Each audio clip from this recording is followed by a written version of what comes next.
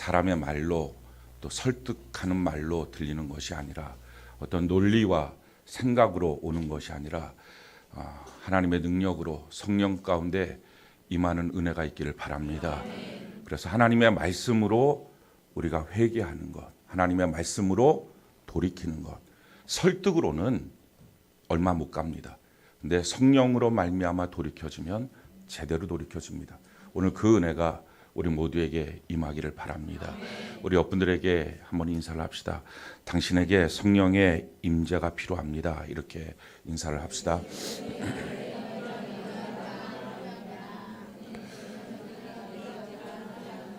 할렐루야. 우리 인생의 모든 문제는 부족함 때문입니다. 우리 인생을 살아가면서 이 부족함의 문제를 벗어날 사람은 아무도 없습니다. 가장 먼저는 돈이 부족하고요. 그래서 그 돈을 모아 놓으면 또 덜커덕 건강에 문제가 생깁니다. 건강에 부족함이 있고, 그리고 거기서 또 가다 보면 자기가 갖고 있는 지식, 지혜, 참 소통이 안 되는구나. 내가 가장 소중한 것을 잃어버리고 있구나. 이런 것들을 느낍니다. 그래서 우리 인생은 한마디로 말하면 이 부족함 때문에 생기는 것입니다. 만약에 부족하지 않고 다 넉넉하다면 싸울 일이 없습니다. 우리가 공기 갖고 싸우지 않습니다. 요즘에는 뭐 또 미세먼지 때문에 공기를 갖고 얘기는 하지만 공기 갖고 싸우지는 않습니다. 예전에 우리가 물을 갖고 싸우지도 않았습니다. 근데 이제는 물을 갖고 우리가 싸우고 생수 전쟁을 하기도 합니다. 그러니까 이것이 넉넉하다면 싸울 일이 없는 것입니다. 근데 우리 인생에 왜 이런 문제가 생겼느냐? 부족하기 때문에 그렇습니다. 그러니까 결국은 이 부족함의 문제가 있다 보니까 이 부족함 가운데 불안함을 느낍니다. 내가 부족해서 어떡하지? 이 불안함을 느끼죠. 그 불안함 속에 두려움에 빠지게 되고요. 그 두려움 속에 불만족 가운데 있게 됩니다. 다른 말로 말하면 행복하지가 않은 거예요. 그게 우리가 갖고 있는 지금 문제입니다. 그 행복하지 않은 이유가 이 부족함에서부터, 그래서 불안해서, 두려움에서, 지금 이 부족한 문제들을 자기가 직면하면서 앞으로 내가 어떻게 살지? 이게 넉넉하다면 그런 고민 하나도 안 할 겁니다. 대학도 똑같은 서울대학이 한 10,000개 정도 있으면 우리가 고민 안 합니다. 자녀들 뭐 아무 데나 가자 뭐 이렇게 할 수 있고요. 뭐 애들 갖고 그렇게 두들겨 잡지도 않을 것입니다. 근데 문제는 부족하니까 그 안에서 우리 아이는 어떻게 되지? 우리의 삶은 어떻게 되지? 이 불안함이 있고, 그 불안함이 두려움이 됩니다. 그래서 인생이 자꾸 두려운 거예요. 거기서 한 걸음 더 나가서, 그러니까 자기 인생이 불만족이 되는 거예요. 그래서 행복하지가 않아요. 그래서 누구를 만나도 이 세상 사람들 행복하지가 않습니다. 그러니까 이 행복하지 않은 이 문제를 해결하기 위해서 사람들은 지금까지 끊임없이 노력을 해온 것입니다. 그 가장 첫 번째 노력이 정치 경제입니다. 정치 경제가 나온 이유가 뭡니까? 이 정치 경제를 통해서 사람들을 어떻게 행복하게 만들까? 이게 과제입니다. 그러니까 근데 이 정치 경제 갖고서는 처음부터 해결도 안 됩니다. 정치 경제의 기본 주제가 뭐냐면은 유한한 자원을 갖고 무한한 욕구를 어떻게 채워줄 것이냐, 이 과제입니다. 이게 풀어질 문제입니까? 유한한 자원을 갖고 무한한 욕구를 어떻게 풀어줍니까? 그러니까 끊임없이 정치 경제의 문제는 분배와 또 성장에 관련된 문제입니다. 그래서 어느 정권이 임하면 성장을 해야 된다라고 말하고, 어느 정권은 성장한 그 파일을 나눠주는 분배를 해야 된다. 그래서 정당을 갖고 이거 갖고 싸우는 것입니다. 어느 나라랑 똑같습니다. 그러니까 성장에 방점을 두는 정권, 이걸 보통 보수적 정권이라고 그러고, 또 분배에 방점을 두는 정권, 이걸 좀 진보적 정권이라고 합니다. 이 둘이 항상 싸우는 것입니다. 그래서 지금 우리가 불행한 이유는 분배가 안 돼서, 지금 우리가 불행한 이유는 생산이 안 돼서 이거 갖고 싸웁니다. 근데 우리가 지금까지 경험을 해봤어요. 단 어떤 정권도 행복 주겠다고 그렇게 표받아가면서 행복한 적이 한 번도 없어요. 정권 갖고 안 되고요. 정당 갖고 안 됩니다. 정치 경제 갖고 안 됩니다. 그러니 사람들이 어디로 향합니까? 이제는 종교와 철학으로 향합니다. 거기서 뭔가 행복을 얻을 수 있을까 생각을 합니다. 이 종교와 철학을 통해서 우리가 절반은 행복해집니다. 불교를 보면 가장 대표적인 내용이 색즉시공 공즉시색입니다. 혹시 이 내용이 무슨 내용인지 아십니까? 색과 공이 똑같다 하는 얘기예요. 색 즉 시공이고 공 즉 시색이라는 것입니다. 이게 무슨 말이냐면은 있는 것과 없는 것이 똑같다는 거예요. 그러니까 이 한마디의 말은 욕심 버리면 행복해진다는 겁니다. 이게 종교가 가르쳐주고 있는 거예요. 그러니까 내가 뭔가 가득 채운 이 색이 없는 거나 똑같고, 내가 아무것도 없다는 것이 가득 채워진 거랑 똑같다. 이게 불교의 가르침입니다. 그러니까 이걸 갖고서 욕심을 버리자, 뭐 무소유 또는 멈출 때 비로소 보이는 것들 이렇게 더 달려가지 말고 멈춰라. 그걸 하는 것이죠. 근데 이 결과를 우리는 압니다. 우리의 마음을 소재하고 깨끗하게 해서 욕심을 제거하고 나면 좀 있다가 7 귀신이 들어온다는 거. 그러니까 이게 무슨 말이냐면은 이 불교나 종교의 가장 큰 맹점 수양이거든요. 수양은 뭡니까? 가라앉혀 놓는 거예요. 욕심을 가라앉혀 놓은 거예요. 근데 그러다가 이게 맨날 산속에만 들어가 있으면 욕심 부릴 게 없으니까 그냥 사는데 이게 어쩌다가 멀쩡한 도예지 같은 데 한번 들어가 있으면 누구라도 이거 한번 휘저어 놓으면, 그러니까 옛날에 보면 이 여물통 같은 거 있습니다. 거기 콩나물 쪼가리 이런 것들 막 한참 넣어놓는데 밤 사이에 이게 다 가라앉으면 위에가 굉장히 맑은 물이 되거든요. 떠먹을 것 같은 욕구가 나옵니다. 근데 그거를 나무 하나를 놓고서 막대기 하나 놓고 휙 저어놓으면 다 올라옵니다. 그러니까 이 욕심으로 가라앉혔다는 것은요, 뭐 하나만 말 한마디, 사건 하나만 터지면 다 올라오는, 해결이 안 되는 거예요. 행복의 이 문제, 우리 안에는 이 불만족의 문제를 해결하기 위해서 얼마나 많은 시도를 합니까? 그런데 누구도 해결하지 못합니다. 다 불행한 거예요. 근데 이 문제 해결이 예수님을 만나면 행복해집니다. 행복의 시작은 예수님입니다. 왜 이걸 자신 있게 말하느냐? 왜 예수님을 만나면 행복해지느냐? 이유는 예수님을 만나면 본질적으로 이 행복의 문제를 다루십니다. 그냥 욕심 내려놔라, 그냥 우리의 분배를 어떻게 할까, 성장을 어떻게 할까, 이 문제가 아니라 아주 근본적으로 예수님을 만나면 왜 우리가 이렇게 불만족, 불행한 상태에 빠졌는지의 문제를 해결하십니다. 첫 단추부터 잘못 꼈다는 거예요. 첫 단추 제대로 끼라는 것입니다. 그게 무슨 말이냐면은 우리의 삶, 이건 우리가 만든 게 아니라는 거예요. 이게 첫 번째예요. 창세기 1장 1절이 뭡니까? 태초에 하나님이 천지를 창조하시는, 이거 우리 다 알잖아요. 정말 태초에 하나님이 천지를 창조하신 거예요. 하나님으로부터 시작된 거예요. 근데 하나님부터 시작됐는데 이 일을 자기가 해결하려고 하니까, 이 문제를 지금 자기가 풀려고 하니까 풀어집니까? 그러니까 꼬이는 거예요. 성경은 자기의 인생 문제를 자기가 해결하려고 하는 이 모든 시도, 이걸 죄라고 말합니다. 우리가 얼마나 죄가 아닌 줄 알고 죄를 범하는지 몰라요. 그러니까 우리의 인생은 더 꼬아놓은 거예요.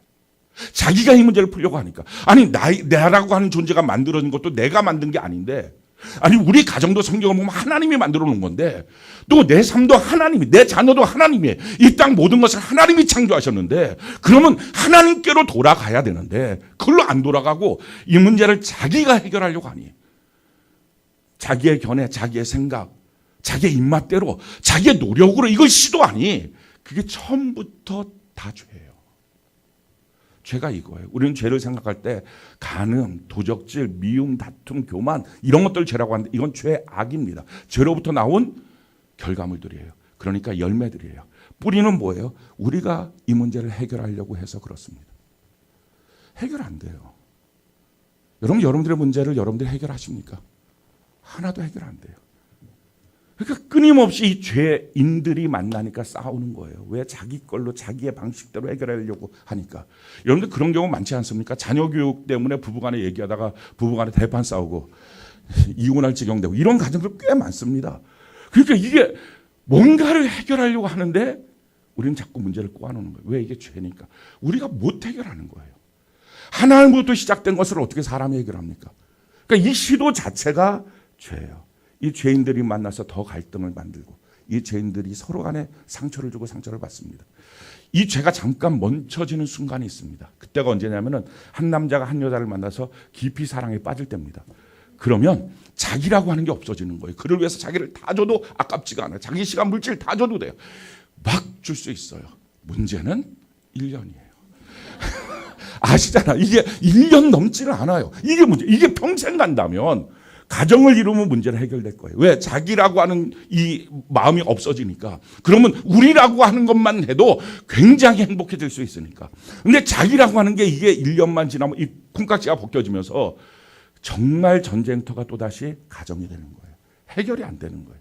그러니까 이런 문제들이 우리 안에 계속적으로 생기는 것입니다. 그러다 보니까 우리가 또 어떻게 합니까? 또 다른 것을 이제는 사랑해요. 그래서 차를 사랑해요.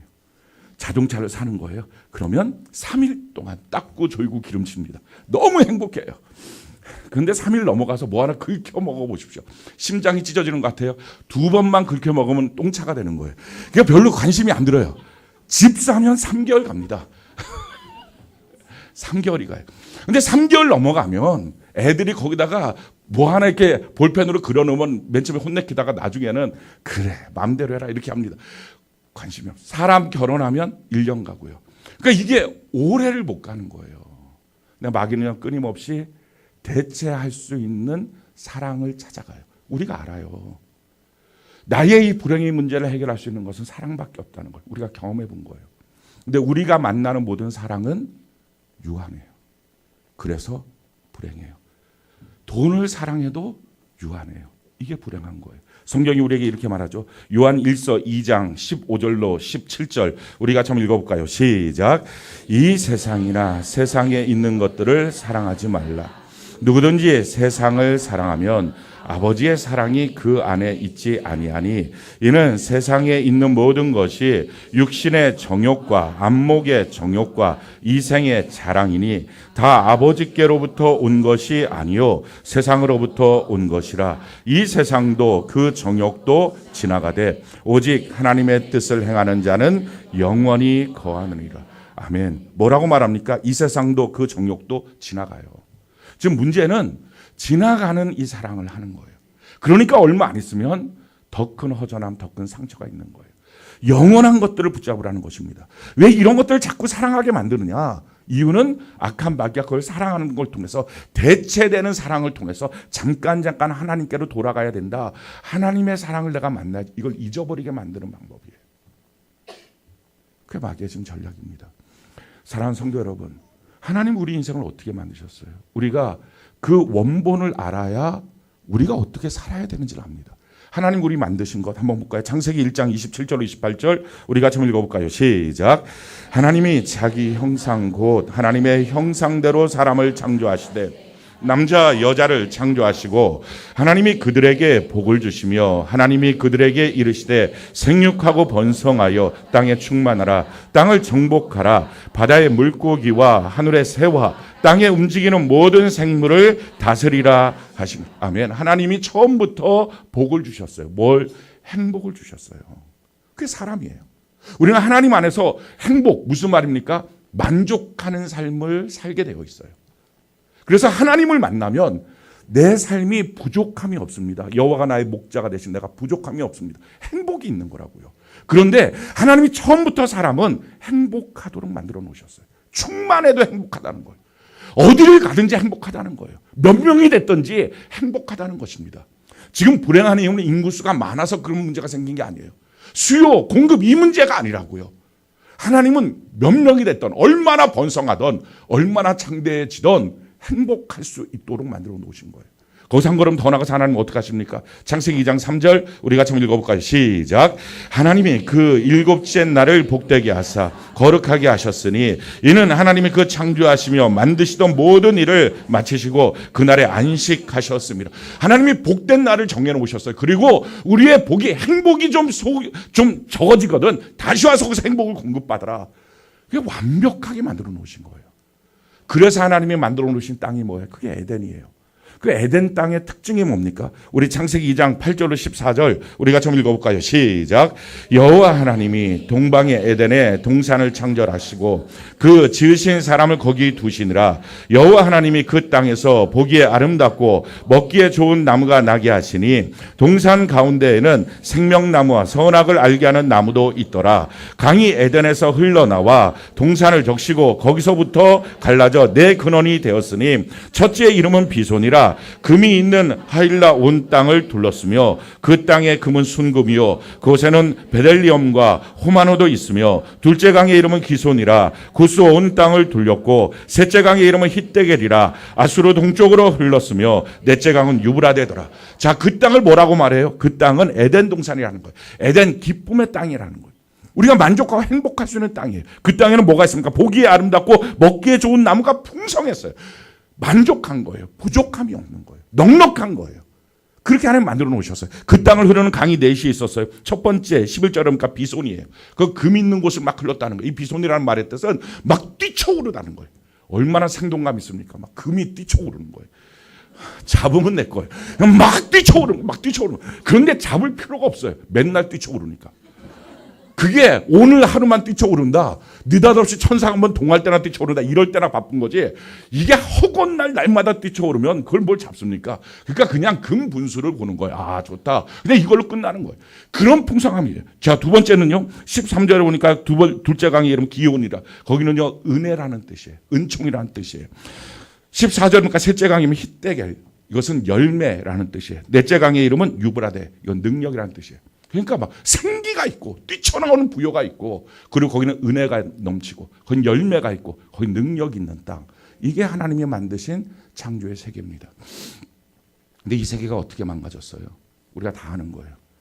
악한 마귀로 망가졌습니다. 근데 우리가 주목해야 될 부분은요. 마귀가 이걸 어떻게 망가뜨렸는지에 대한 순서입니다. 우리는 종종 이 순서를 잃어버려요. 그냥 마귀가 망가뜨렸지라고 생각해요. 왜 이 순서가 중요하냐? 오늘도 똑같이 마귀는 이 순서대로 우리를 망가뜨립니다. 하나님이 창조하신 이 세계를 이 순서대로 망가뜨려요. 자, 어떤 순서입니까? 창세기 3장 4절로 5절 우리 같이 한번 읽어볼까? 창세기 3장 4절로 5절 같이 한 목소리 시작.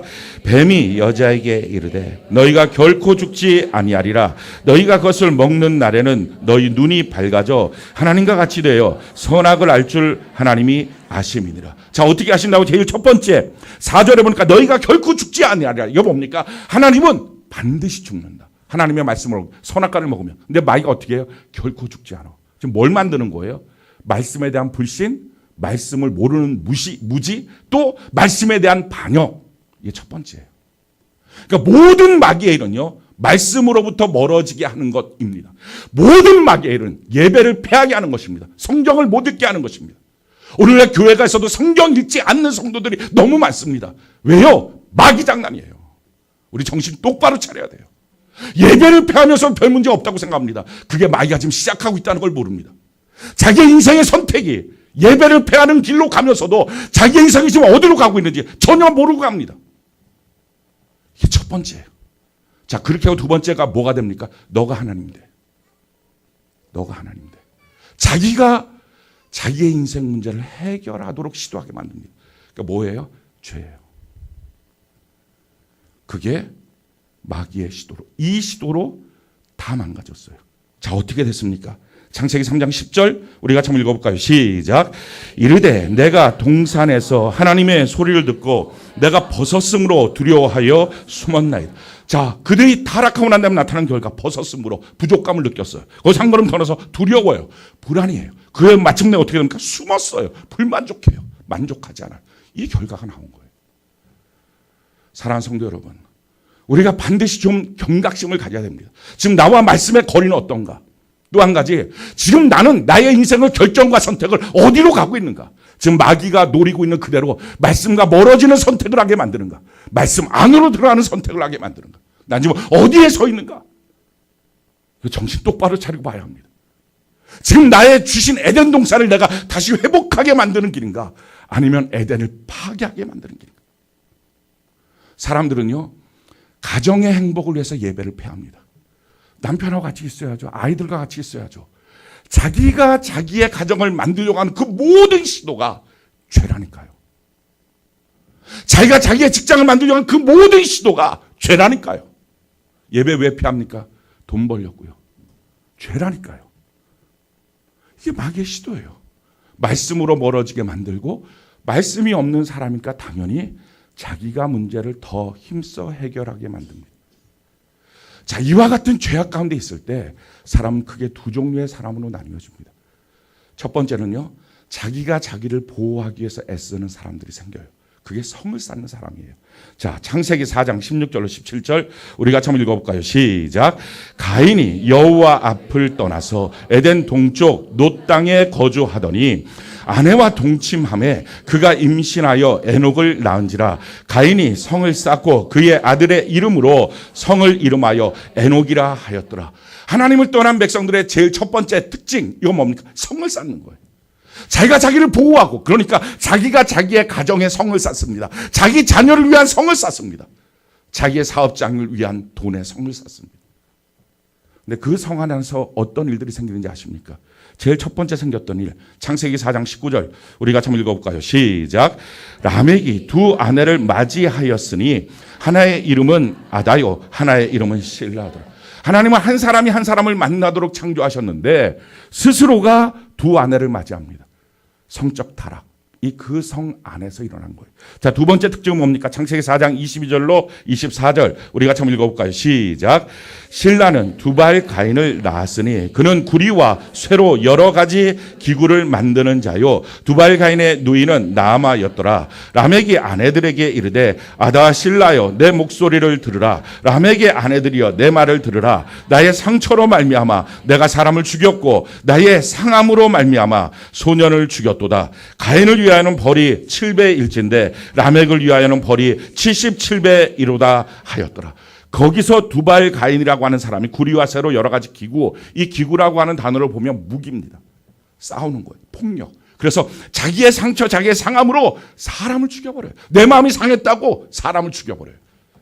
그 성에서 일어나는 사건입니다. 하나님을 떠나고 난 다음에 자기가 자기 스스로 자기의 인생 문제를 해결하려고 애를 쓰는 것이 처음부터 끝까지가 죄거든요. 죄의 열매가 뭐라고요? 이와 같은 음란과 폭력입니다. 오늘날 왜 이렇게 각 가정마다 음란과 폭력이 있습니까? 바로 이 문제예요. 자기가 문제를 해결하려고 그래요. 그런데 이때에 정반대 쪽에 있는 다른 한 부류의 사람들이 있었어요. 성경 것을 이렇게 말씀합니다. 창세기 4장 25절 26절 우리 같이 한번 읽어볼까요? 시작. 아담이 다시 자기 아내와 동침하며 그가 아들을 낳아 그의 이름을 셋이라 하였으니 이는 하나님이 내게 가인이 죽인 아벨 대신에 다른 씨를 주셨다 함이며 셋도 아들을 낳고 그의 이름을 에노스라 하였으며 그때 사람들이 비로소 여호와의 이름을 불렀더라. 그 성 속에 들어가지 않고 하나님 앞에 나와서 하나님의 이름을 부르는 자들이 생겼다는 거예요. 이름을 뭐라고 지었어요? 에노스. 나는 진토입니다. 하나님, 나는 내 문제 해결 못합니다. 나는 먼지와 같습니다. 이 일을 시작하신 분이 하나님이라면 문제 해결도 하나님인데 나는 진토입니다. 내가 할 수 있는 것은 여호와의 이름을 부르는 것입니다. 그렇게 하고 나가는 부류가 있는 거예요. 여러분, 이것이 그때만의 일이 아닙니다. 그 이후에 노아의 홍수의 사건이 있었어요. 노아의 홍수를 통해서 멸망한 자들이 바로 에노스성에 있었던 그 모든 사람들입니다. 그러면서 그 노아를 통하여 다시 자손들이 번식합니다. 그랬을 때 또다시 그들이 시나이 평지에 가서 갈대아 우르라고 하는 땅이죠. 그 땅에 가서 또다시 성을 쌓습니다. 사랑하는 성도 여러분, 사람들은요 자기가 자기 인생의 문제를 해결하기 위해서 하는 방법, 성 쌓는 거예요. 어떻게 하면 날 보호하지? 어떻게 하면 지키지? 어떻게 하면 내 자녀를, 내 가정을 지키지? 성 쌓는 것밖에 몰라요, 사람들은. 그래서 성경이 이렇게 말합니다. 창세기 11장 3절로 4절 우리 같이 한번 읽어볼까요? 시작. 서로 말하되 자 벽돌을 만들어 견고히 굽자 하고 이에 벽돌로 돌을 대신하며 역청으로 진흙을 대신하고 또 말하되 자 성읍과 탑을 건설하여 그 탑 꼭대기를 하늘에 닿게 하여 우리 이름을 내고 온 지면에 흩어짐을 면하자 하였더라. 그들이 뭘 합니까? 바벨 탑을 쌓습니다. 그러니까 정확하게 말하면 바벨 성에 그 안에 살기 위한. 근데 그 갈대아 우르에서 바벨 성을 쌓고 있는 그들을 향해서 하나님이 한 부류를 불러내십니다. 그게 우리의 믿음의 조상인 아브라함이에요. 그를 불러내서 하나님 뭐라고 말씀하십니까? 창세기 12장 1절로 2절 우리가 처음 읽어볼까요? 시작. 여호와께서 아브라함에게 이르시되 너는 너희의 고향과 친척과 아버지의 집을 떠나 내가 내게 보여줄 땅으로 가라. 내가 너로 큰 민족을 이루고 내게 복을 주어 내 이름을 창대하게 하리니 너는 복이 될. 나는 너를 행복하게 하는 하나님이야. 너 성 쌓고 있는 게 아니라 이 인생의 문제 해결은 하나님으로부터 나오는 거야. 그러면 그 성에서 나와야 돼. 너가 너를 보호하려고 하는 그 성에서 나와서 내가 너한테 지시할 그냥 그 땅으로 걸어가야 돼. 하나님의 말씀을 따라가는 이 부류들이 있었어요. 지금은 어떨까요? 지금도 똑같아요. 지금도 사람들이 만들어 놓은 성, 이 성의 정신이 무엇입니까? 사람 중심, 자기 중심이에요. 그걸 한마디로 말하면 요즘 시대를 어떤 정신의 성을 쌓고 있는가? 이걸 뉴에이지라고 하는 부분을 저는 주목해 봅니다. 그리고 더글라스 그루투스라고 하는 사람이 뉴에이지 운동의 정체라고 하는 책을 썼어요. 그 책에 보면 뉴에이지 운동은 5가지의 핵심 운동이 있다는 거예요. 제일 첫 번째 운동, 자연보호. 두 번째 운동, 성평등. 세 번째 운동, 도덕 폐지. 네 번째 운동, 종교다원주의. 다섯 번째 운동, 정치적 자유주의. 이걸 우리가 그냥 보면 매력적입니다. 좋은 것 같아요. 근데 사실 이 운동의 내용들이 뭡니까? 자연보호. 그래서 여기서 환경단체들이 나오고요. 여기서 원전 폐지 이런 운동도 나오고 아무튼 여러 가지 지금 환경에 대한 운동들이 나옵니다. 굉장히 좋은 운동 같아요. 근데 이 운동이 근본적으로 타겟을 삼는 게 뭐예요? 하나님이 사람을 창조하셔서 사람의 독특한 영성으로 이 땅을 다스리고 정복하라 라고 하는 말씀을 어기고 사람도 자연의 일부야. 교묘하게 하나님의 말씀을 거절하고 대적하고 멀어지게 하고 있는 것입니다. 물론 사람이 이 땅을 다스리는 방법들이 그렇게 황폐하게 만드는 게 아니라 잘 자연보호해야 됩니다. 그러나 근본적으로 갖고 있는 생각이 뭐예요? 도롱뇽 한 마리 터널 못 뚫어. 제주도의 강정마을에 있는 그 하나로 항구 못 만들어. 다 논리가 뭐예요? 자연이 먼저예요. 그러니까 이걸 통해서 하나님의 말씀을 무너뜨려요. 성평등. 하나님 남자와 여자를 창조하셨습니다. 근데 성평등요, 남자와 여자가 동등한 가치를 갖는다. 이게 지금 문제가 아니고요. 지금은 성소수자에 대한 평등입니다. 그러니 남성, 여성, 제3의 성. 그래서 그냥 남성, 여성이라고 부모의 성을 만들어 놓으면 이게 다른 서양 같은 데서는 법적으로 걸립니다. 그래서 이 제3의 성, 그러니까 자기가 남자인데 자기는 여성성을 갖고 있고 여성인데 남성성을 갖고 있는 거. 몇몇 사람들을 동원해서 그 사람들로 하여금 거기도 간증 집회를 합니다. 그래갖고 내가 이 말을 하면 커밍아웃을 하면 얼마나 내가 불이익을 당하느냐. 사회적으로 난 굉장히 불이익 당한다. 그럼에도 불구하고 내가 이렇게 할 수밖에 없는 어쩔 수 없는 처지를 아느냐. 눈물 뚝뚝 흘리면서 그걸 합니다. 그 간증대 은혜를 받아서 맞아. 이거 왜 그렇게 해야 돼? 해서 최종적으로 그들이 하는 게 뭡니까? 놔둬예요. 놔둬. 그들은 그냥 그렇게 살게 놔둬. 이거예요. 그래서 그렇게 살지 못하게 하는 모든 법을 철폐해야 돼. 차별금지법을 만들자는 거예요. 근데 이 문제는 뭐예요? 하나님의 말씀에 대한 적극적인 반대예요. 지금 그 안에 심리가 어디로 가고 있는지 사실은 그냥 놔두면 해결됩니까? 처리됩니까? 그럼 다 행복해져요? 아니에요. 그냥 놔두면 행복해지는 게 아니라 그도 또 다른 사람도 예수만이 답이에요. 예수만이 그를 구원할 수 있어요. 그걸 거절하는 거예요. 세 번째 뭡니까? 도덕 폐기. 그러니까 우리가 갖고 있는 도덕률들에서 상대적이다. 이건 절대적일 수 없다. 그럼 폐기하라. 도덕률 갖고서 사람들로 하여금 다 얽매어놨다. 이거 다 폐기하라. 그러니까 성경에는 진리의 폐기입니다. 권위를 받아들이지 않습니다. 종교다원주의.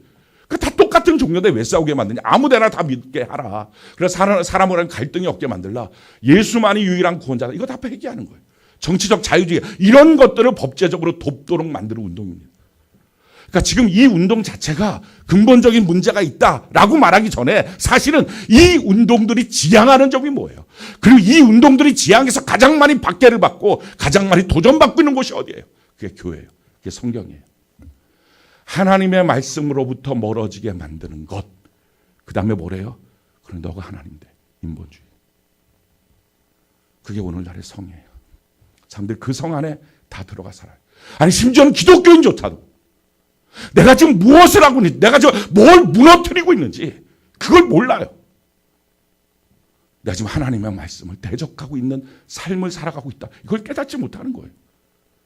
여러분 그걸 불쌍히 여기지 말라. 지금 그런 얘기 아닙니다. 성소수자들 우리가 마음껏 함부로 해라. 그 얘기가 아닙니다. 그들에게 줘야 될 것이 예수 그리스도라는 명확한 진리 가운데 흔들려 버리는 거예요. 못 서는 거예요. 오늘날 기독교가 무력한 종교가 되고 만 거예요. 이유가 뭐예요? 말씀을 거절하게 만들어요. 말씀 없는 기독교를 만들고 있는 거예요. 자, 그러면 왜 이런 일이 생길까요? 왜 하나님이 심판하고 나면 또다시 성 쌓고, 왜 하나님이 심판하고 나면 또다시 자기들의 성을 쌓고, 왜 하나님과 대적한 이 문화들을 계속 만들어내고, 도대체 왜 이런 문제가 생길까요? 그 내용에 대해서 가르쳐주고 있는 것이 오늘 본문이에요. 바로 그 배후에는 큰 음녀가 있다. 악한 마귀가 있다. 이 영적인 실체를 좀 정확하게 봐야 된다. 지금 그 얘기예요. 자, 그래서 17장 1절부터 우리 7절까지 우리 같이 한번 읽어볼까? 17장 1절부터 7절까지 같이 한 목소리 시작. 또 7 대접을 가진 7 천사 중 하나가 와서 내게 말하여 이르되 이리로 오라. 많은 물 위에 앉은 큰 음녀가 받을 심판을 내게 보이리라. 땅의 임금들도 그와 더불어 음행하였고 땅에 사는 자들도 그 음행의 포도주에 취하였다 하고 그 성령으로 나를 데리고 광야로 가니라. 내가 보니 여자가 붉은 빛 짐승을 탔는데 그 짐승의 몸에 하나님을 모독하는 이름들이 가득하고 7 머리와 10뿔이 있으며 그 여자는 자주빛과 붉은빛 옷을 입고 금과 보석과 진주로 꾸미고 손에 금잔을 가졌는데 가증한 물건과 그의 음행에 더러운 것들이 가득하더라. 그의 이마에 그 이름이 기록되었으니 비밀이라 큰 바벨론이라 땅의 음녀들과 가증한 것들의 어미라 하였더라. 또 내가 봄에 이 여자가 성도들의 피와 예수의 증인들의 피에 취한지라. 내가 그 여자를 보고 놀랍게 여기고 크게 놀랍게 여기니 천사가 이르되 왜 놀랍게 여기느냐. 내가 여자와 그가 탄 7 머리와 10뿔 가진 짐승의 비밀을 내게 이르리라. 지금 성경이 뭐라고 말합니까? 큰 음녀가 받을 심판을 보여주겠다. 하나님 그를 심판하실 거다. 그러니까 정신 차려라. 거기에 줄 서 있지 말라. 정신 좀 똑바로 차리고 살아야 된다. 나를 어디로 끌고 가는지, 지금 나의 결정과 행동이 어디로 가고 있는 건지, 말씀으로 가고 있는지 말씀과 어긋나는 곳으로 가고 있는지 정확하게 자기를 분별해 보라 하는 것입니다. 그 음녀가 받을 심판, 여기서 음행의 포도주에 취했다고 2절에 말하는데 성경의 음행의 내용이라는 것은 참 남편 되시는 하나님으로부터 떠나는 것입니다. 왜 하나님부터 떠나서 자꾸 우리의 인생의 문제는 하나님께 가야지 해결되는데 왜 하나님부터 시작됐으니까. 근데 왜 사람들이 자기가 해결하려고 그러느냐, 왜 자기가 그 문제를 풀려고 애를 쓰느냐. 음행의 포도주에 취하게 만드는 큰 음녀 때문이라는 거예요. 하나님부터 떠나게 만드는 일들, 여러분 하나님부터 떠나게 만드는 일들은 마귀로부터 시작된 것입니다. 상황이 아니에요. 일이 아니에요. 우리 정신 똑바로 차려야 돼요. 자, 그러면 그 모습을 보면서 4절을 보니까 자줏빛, 붉은빛, 금, 보석, 진주 이런 것들로 가득 차 있어요. 화려함이 있어요. 그걸로 매력적으로 끌고 갑니다. 5절에 보니까 그가 바로 큰 바벨론이라는 거예요. 세상 나라의 핵심이라는 거예요. 6절에 보니까요, 이 요한 사도가 그것을 보고서 크게 놀랐어요. 우리가 그냥 눈으로 보는 것들만 보고 있으면 별것 아닌 것 같습니다. 그냥 세상 일인 것 같습니다. 근데 이 요한 사도가 마침내 이 세상 일, 겉으로 눈으로 보여지는 것 배후에 있는 그 더럽고 악한 음녀를 본 거예요. 그랬더니 깜짝 놀란 거예요. 저것이 그렇게 만든 거야, 지금 사람들을. 저것이 사람들을 이렇게 혼탁하게 만든 거야. 너무 놀랐어요. 만약에 우리가 지금 이 땅의 실체를 보면 우리 다 까무러칠 거예요. 지금 내가 어디로 가고 있는지 이 실체를 보면 우리가 그냥 까무러칠 거예요. 예수님이 이 땅을 향하여 그래서 이렇게 말씀하셨어요. 여러분들이 동의를 하든지 안 하든지 예수님이 그렇게 선포하고 말씀하신 거예요. 이렇게 말씀하셨어요. 마태복음 16장 4절 우리 같이 한번 읽어볼까요? 시작. 악하고 음란한 세대가 표적을 구하나 요나의 표적밖에는 보여줄 표적이 없느니라 하시고 그들을 떠나시니라. 이 땅을 예수는 뭐라고 보는 악하고 음란한 세대. 이 음란한 세대라는 것은 성적 타락을 말할 뿐만 아니라 사실은 더 근본적으로 하나님으로부터 떠나 있는 세대. 그게 주님이 봤던 이 땅에 대한 정확한 모습이에요. 우리는 이 땅을 그렇게 안 보잖아요. 우리가 다니고 있는 직장의 실체가 뭔지, 그 안에 어떤 역사들이 지금 있는 건지, 우리 가정을 끌고 가는 역사가 그 안에 어떤 배후가 있는지, 내가 왜 지난 한 주간 그렇게 아침부터 저녁까지 정신 못 차리고 피곤해가며 일하고 있었는지, 그 실체가 뭔지, 그렇게 일하고 예배 시간에 와서는 졸고 돈 버느라고 정신 못 차리고 도대체 그 실체가 뭔지 모르고 살잖아요. 인생은 원래 이렇게 피곤한 거야라고 생각하잖아요. 근데 그게 아니에요. 이 음녀의 문제예요. 지금 이 세상이요, 이걸 만약에 우리가 눈을 떠서 보기 시작한다면 우리가 제대로 다시 살 거예요. 우리 눈이 다 가려져서 이걸 못 보는 거예요. 그런데 한 가지 희망이 있어요. 성경이 우리에게 이렇게 말합니다. 17장 14절 우리 같이 한번 읽어볼까요? 시작. 그들이 어린 양과 더불어 싸우려니와 어린 양은 만주의 주시오 만왕의 왕이심으로 그들을 이기실 터이요 또 그와 함께 있는 자들 곧 부르심을 받고 택하심을 받은 진실한 자들도 이기리로다. 그들이 예수 그리스도를 향하여 대적합니다. 주의 몸된 교회를 향하여 대적합니다. 그러나 예수님이 이기실 것이다. 아멘이십니까? 아멘이십니까? 예수님이 이기실 것이다. 거기서 한 걸음 더 나가서 뭐랍니까? 예수님의 부르심을 받고 예수님의 택하심을 받고 따르고 있는 자들도 이기는 자가 될 것이다. 그 말씀. 우리도 이긴다는 거예요. 사랑하는 성도 여러분, 우리는 지는 자가 아니길 바랍니다. 왜냐하면 져서는 안 될 것이 11절 후반절에 보니까 그가 멸망으로 들어가리라. 거기에 붙어있는 자들이 다 어디로 가요? 멸망과 심판으로 가는 거예요. 그냥 그렇게 사는 것들. 사랑하는 성도 여러분, 성경에는요 마지막 날에 멸망받는 자들에 대해서 성경이 이렇게 말합니다. 사고 팔고 시집가고 장가가던 그들이 다 멸망받는다. 노아의 때와 똑같이 사고 팔고 시집가고 장가가고. 아니 그게 뭐가 문제예요? 그게 우리 일상생활 아닙니까? 우리 그렇게 하려고 지금 인생 살고 있지 않습니까? 이걸 정말 잘하고 싶어서 인생 살지 않습니까? 근데 그것만 바라보게 만들었던 음력 가운데 빠져서 사고 팔고 시집가고 장가가고 이게 전부인 인생으로 살고 있는 그들은 다 마지막 날 심판이라는 거예요.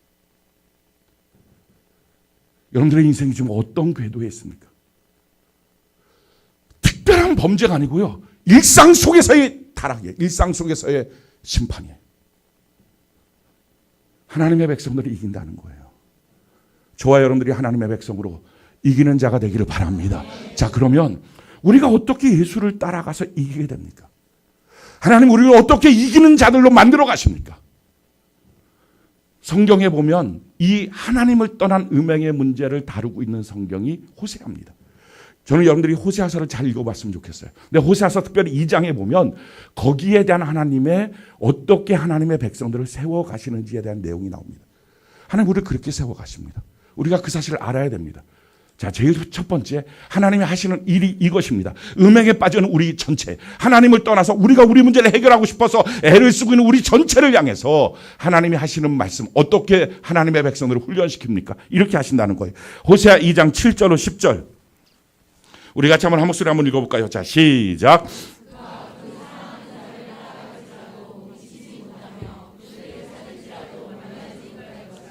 그제야 그가 이르기를 내가 본 남편에게로 돌아가리라. 그때 내 형편이 지금보다 나았음이라 하리라. 곡식과 새 포도주와 기름은 내가 그에게 줄 것이요 그들이 바알을 위하여 쓴 은과 금도 내가 그에게 더하여 준 것이거늘 그가 알지 못하는도다. 그러므로 내가 내 곡식을 그것이 익을 계절에 도로 찾으며 내가 내 새 포도주를 그것이 맛들 시기에 도로 찾으며 또 그들의 벌거벗은 몸을 가릴 내 양털과 내 삶을 빼앗으리라.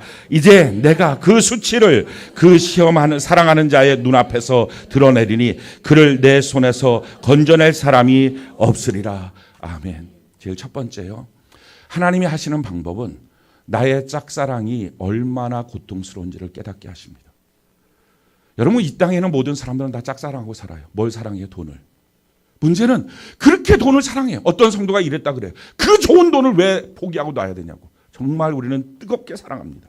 근데 그렇게 뜨겁게 사랑하고 났는데 돈은 우리를 한 번도 사랑한 적이 없어요. 그럼 돈에 사랑 받아본 사람 있어요? 돈이 날 너무 사랑해. 이런 한 명도 없어요. 한 명도. 근데 우리는 뜨겁게 돈을 사랑해요.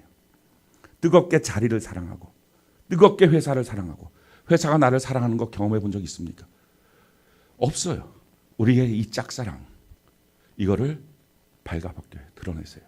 그래서 그렇게 내가 사랑했던 그것 앞에서 수치를 경험하게 하십니다. 이게 하나님의 첫 번째예요. 돈을 너무 사랑했던 사람의 그 돈 때문에 수치를 당하게 하는 것. 여러분 이게 하나님의 사랑인 것을 우리 알아야 돼요. 우리 인생의 또 다른 어떤 무엇인가의 가치를 그렇게 사랑했던 사람이 그것 앞에서 벌겨벗겨져서 나의 짝사랑이 어느 날 드러나는 그 고통 가운데 그 수치를 당하는 그 마음 가운데 그걸 알아야 돼요. 이게 아니구나. 아주 막 처절하고 절실하게 느껴야 돼요. 그게 하나님의 일이에요. 근데 왜 하나님의 택함 받은 백성들이 끝까지 쓰임받지 못합니까? 수치가 싫어서. 그래서 다 딴 데 가요. 그래서 신앙생활 믿음 갖고 좀 하겠다고 하다가 다 변질하고 세상을 사랑하여 떠나가요. 대마처럼. 여러분들은 어떻습니까? 여러분들은 하나님께로 갑니까? 세상으로 갑니까? 정직하게 하나님 앞에서 봐야 해요.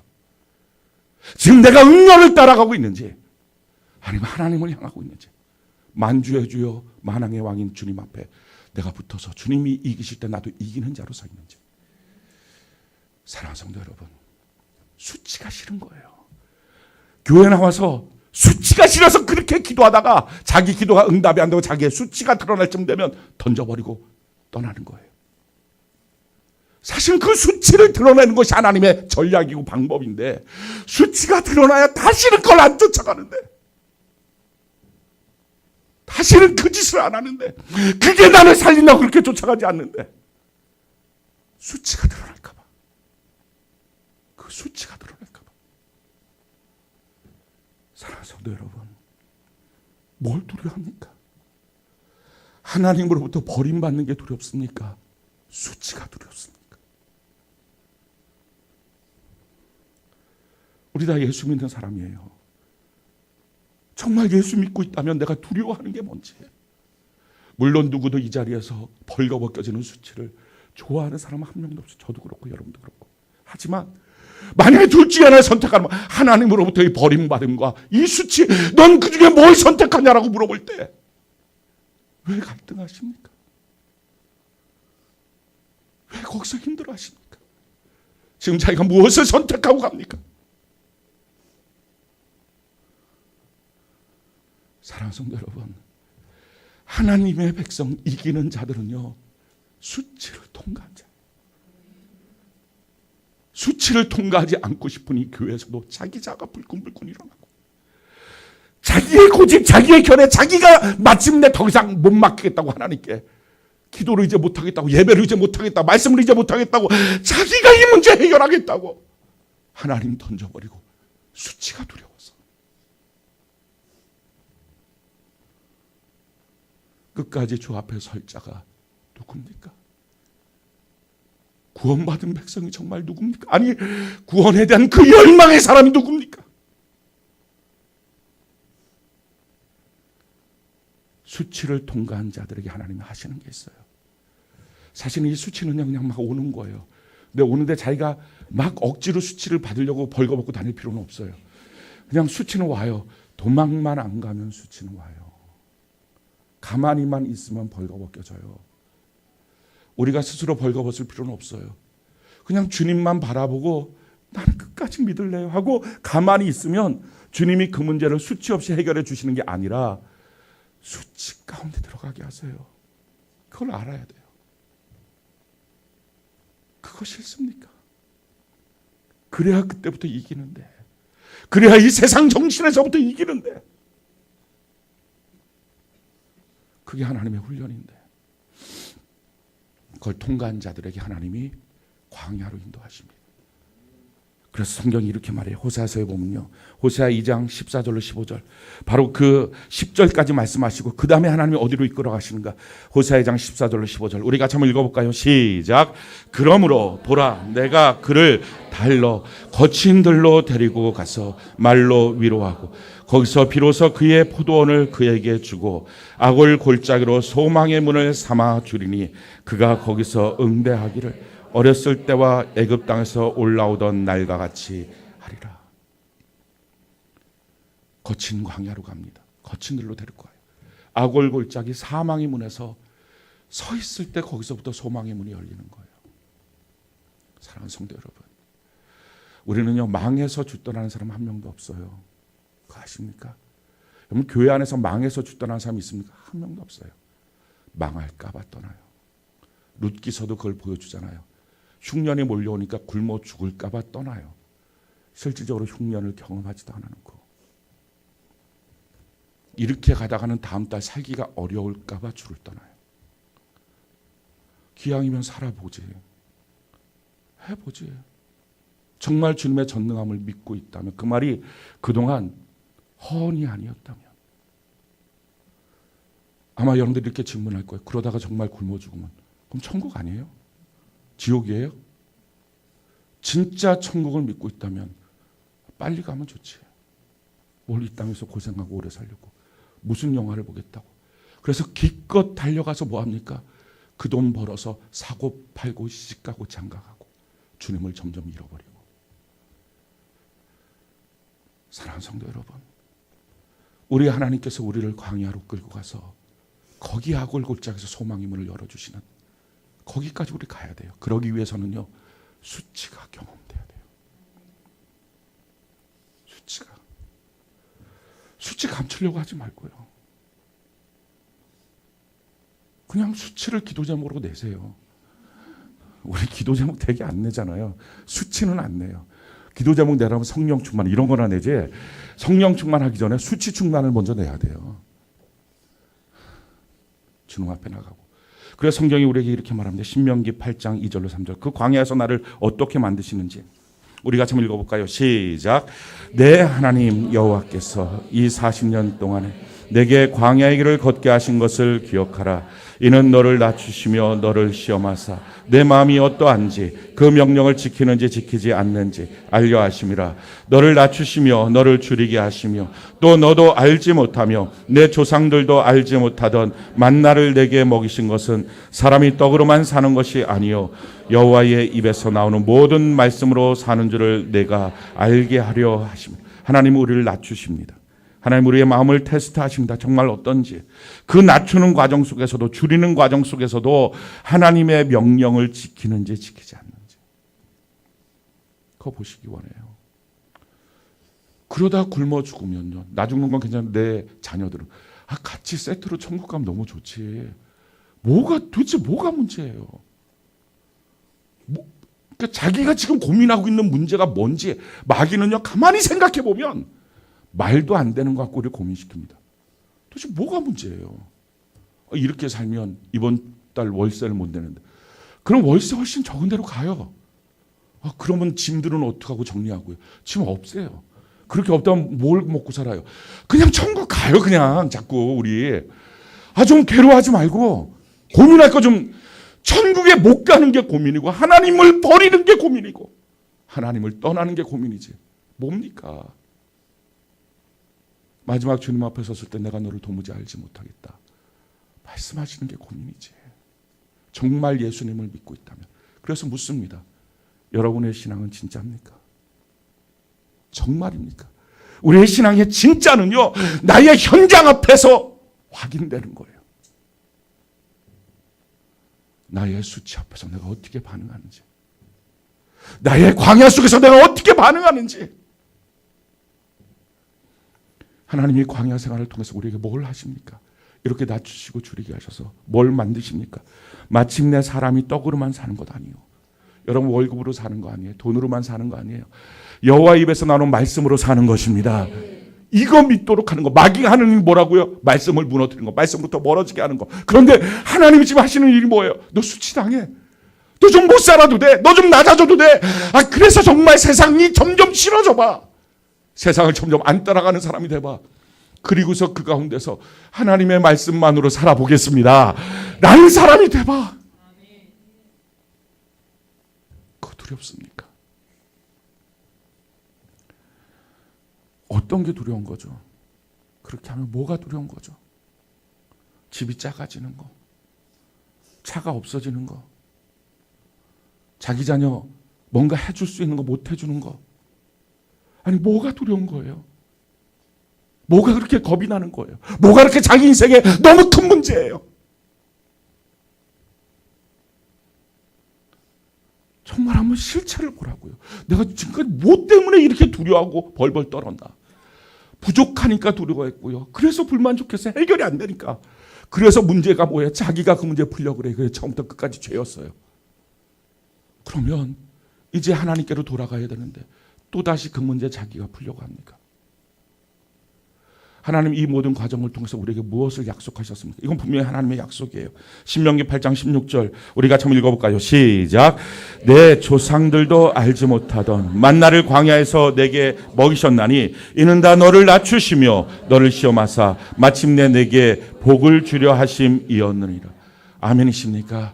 하나님은 우리를 죽이는 자가 아니라 살리는 자십니다. 하나님 우리를 망하게 하는 자가 아니라 복을 주시는 자입니다. 하나님 우리에게 행복을 주십니다. 예수 그리스도 안에서 만족하게 하십니다. 이걸 믿으십니까? 믿으시면 그 여정도 믿어야죠. 그게 진짜 믿음이잖아요. 우리 오늘 성령으로 말미암아 우리의 잘못되고 가짜인 것들 정말 다 버리고 종교 색채만 부리지 말고 제대로 된 예수 만나고 그 예수 절대적으로 믿는 우리 모두가 되기를 바랍니다. 우리가 그럼 고난의 때 어떻게 살아야 합니까? 성경이 우리에게 이렇게 말해요. 고린도후서 2장 14절로 17절 우리 같이 한번 읽어볼까요? 시작. 항상 우리를 그리스도 안에서 이기게 하시고 우리로 말미암아 각 처에서 그리스도를 아는 냄새를 나타내시는 하나님께 감사하노라. 우리는 구원받는 자들에게나 망하는 자들에게나 하나님 앞에서 그리스도의 향기니 이 사람에게는 사망으로부터 사망에 이르는 냄새요 저 사람에게는 생명으로부터 생명에 이르는 냄새라. 누가 이 일을 감당하리요? 우리는 수많은 사람들처럼 하나님의 말씀을 혼잡하게 하지 아니하고 곧 순전함으로 하나님께 받은 것 같이 하나님 앞에서와 그리스도 안에서 말하노라. 이김을 주시는 하나님, 이 세상의 문화 속에 이김을 주신 하나님, 그 하나님을 붙드는 방법, 하나님의 말씀을 혼잡하게 하지 않는 것입니다. 하나님의 말씀을 그대로 선포하는 것입니다. 그 말씀을 그대로 붙잡고 살아가는 것입니다. 그러면 누군가에는 사망일 거예요. 누군가에는 오늘 이 설교가 죽고 싶은 마음일까? 미치겠어 진짜 저 목사. 근데 누군가에는 생명일 거라고요. 생명도 아니고 사망도 아니고 종교적인 그럴듯한 설교가 범람하고 있는 이 시대, 성경이 뭔지도 전혀 모르고 있는 이 시대, 다 마귀가 원하는 시도대로 하나님을 떠나고 말씀을 떠나고 예배를 떠나는 것, 그렇게 떠나면서 자기의 인생을 살아보겠다고 예전에 나도 기도도 했어, 예배도 드렸어. 안 되잖아. 이 부족함이 수치당하기 싫어서 결국 세상에서 살다가 심판받을 이 땅의 백성들, 그들 앞에 우리가 하나님의 말씀 그대로 서는 은혜가 있기를 바랍니다. 그리고 우리 뭐 해야 돼요? 기도해야 됩니다. 성경이 우리에게 이렇게 말합니다. 누가복음 22장 46절 우리 같이 한번 읽어볼까요? 시작. 이르시되 어찌하여 자느냐 시험에 들지 않게 일어나 기도하라. 기도 몇 번 하고 끝내지 마십시오. 제대로 기도해서 헛된 망상 생각, 내가 지금 어디로 가는지 영적 분별력도 없고 그렇게 사는 것을 이제 청산하십시오. 기도의 능력이 정말 있도록 살아가십시오. 제대로 기도하고 사셔야 돼요. 세상이 약합니다. 우리가 다 알아요. 심판이 얼마 남지 않았다고. 그 심판 날에 큰 음녀와 함께 심판받을 겁니다. 평생 그리스도인으로 살았다고 하는데 지옥 가는 백성들이 성경을 보니까 너무 많다고 예수님이 친히 말씀하지 않습니까? 그렇게 사시겠습니까? 결국 기껏 쫓아가는 게 수치당하기 싫어서 사고 팔고 먹고 마시고 시집가고 장가가고 이게 삶의 전부인 것처럼, 이렇게 잘하면 자기 인생 잘 사는 것처럼 내 자녀들 시집가고 장가가고 이거 잘했다, 내 인생 그대로 그래도 뭐 열매 맺었다, 이런 식의 세상 사람과 똑같은 삶의 기준을 갖고 사시겠습니까? 뭘 바랍니까? 정말 뭘 바랍니까? 무슨 신앙입니까? 우리 하나님 분명히 약속해 주셨어요. 마침내 복을 주신다 하셨어요. 그 악을 골짜기에서 소망의 문을 열어주시는 것입니다. 그래서 하나님이 이렇게 말씀하시죠. 호세아 2장 21절로 23절 우리 같이 한번 읽어볼까요? 시작. 여호와께서 이르시되 그날에 내가 응답하리라. 나는 하늘에 응답하고 하늘은 땅에 응답하고 땅은 곡식과 포도주와 기름에 응답하고 또 이것들은 이스라엘에 응답하리라. 내가 나를 위하여 그를 이 땅에 심고 궁일이 여김을 받지 못하였던 자를 궁일이 여기며 내 백성 아니었던 자들에게 향하여 이르기를 너는 내 백성이라 하리니 그들은 이르기를 주는 내 하나님이시라 하리라 하시니라. 그날에 하나님이 응답하신다. 수치를 당하고 낮추시고 줄이게 하시는 광야를 좀 걸어가고, 그럼에도 주님을 배신하지 않는 그 믿음으로 걸어가다가 내가 너한테 감동했다, 하나님이 응하여지는 순간부터 하나님의 역사가 나타나요. 사랑하는 성도 여러분, 정말 여호와를 기쁘시게 했습니까? 무엇으로 하나님을 감동시키십니까? 무엇 때문에 피곤하세요? 무엇 때문에 피곤하세요? 주를 위해 헌신하고 충성하다가 피곤하십니까? 아니면 그냥 이 음료에 끌려가면서 피곤하십니까? 뭐가 괴로운 거예요? 하나님으로부터 버림받을까 봐 그것이 괴롭습니까? 세상에서 수치당할까 봐 괴롭습니까?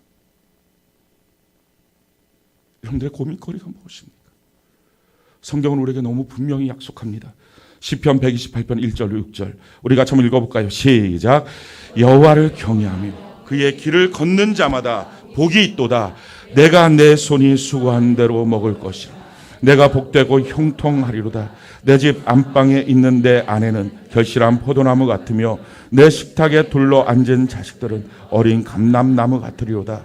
여호와를 경외하는 자는 이같이 복을 얻으리로다. 여호와께서 시온에서 내게 복을 주실지어다. 너는 평생에 예루살렘의 번영을 보며 내 자식의 자식을 볼지어다. 이스라엘에게 평강이 있을지로. 하나님 이런 거 주시겠다고 하시잖아요. 여호와의 길을 그 경외하며 걷는 자에게 이런 거 주신다고 약속하시잖아요. 여러분, 하나님 믿습니까? 진짜 믿고 있어요? 진짜 믿고 있어요? 그러면 내 인생의 길에 있어서 뭘로 피곤한지 점검해 보십시오. 왜 나는 예배 시간에 와서 졸지? 점검해 보십시오. 내가 뭐에 눈이 반짝 띄어서 뛰어다니지? 점검해 보십시오. 나는 지금 뭐에 생명을 걸고 있지? 내가 지금 결정하고 선택하는 일들이 어디로 가는 거지? 나 여전히 하나님 믿나? 믿음으로 지금 선포하고 걸어가는 건가? 믿음이 무너진 건가? 누가 무너뜨렸어요? 큰 음료. 이게 환경인 줄 아십니까? 상황인 줄 아십니까? 아니잖아요. 요한이 보고 그토록 놀랍고 더러웠던 그 빨간색으로 씹은 그 큰 음료. 저게 나를 그렇게 끌고 갔어. 저는 오늘 여러분들의 눈이 열려지길 바랍니다. 그리고 이 말이 여러분들에게 설득력 있는 말이 돼봤자 소용없어요. 제 말이 여러분들의 마음을 설득시킨들 여러분들이 그 말로 돈을 이길 것 같습니까? 가정으로 지금 돌아가면 생겼던 돈의 문제를 이길 것 같습니까? 진짜 신앙 가질 것 같습니까? 그거 안 돼요. 허울 좋은 겉에 신앙인 척하면서 사실 신앙 하나도 없는 자기의 본색이 드러날 때마다 숨고 도망가는 인생 되지 말고 정말 우리 오늘 시간 성령의 능력으로 우리의 마음에 대변화가 일어나길 바랍니다. 우리가 지금 큰 음료에 붙어있던 우리라면 이제 돌이킵시다. 내가 만주의 주 예수 그리스도에게 붙어 있겠습니다. 주님으로 말미암아 이기는 자가 되겠습니다. 나는 하나님으로부터 오는 복을 믿습니다. 하나님 나에게 반드시 복 주실 걸 믿습니다. 진짜 이 믿음이 있으면 믿음대로 살아야죠. 이거 믿음 없는데 왜 예수 믿습니까? 그러니 문제만 터지고 수치만 올 듯하면 조금 기도하다 도망가고 조금 기도하다 도망가고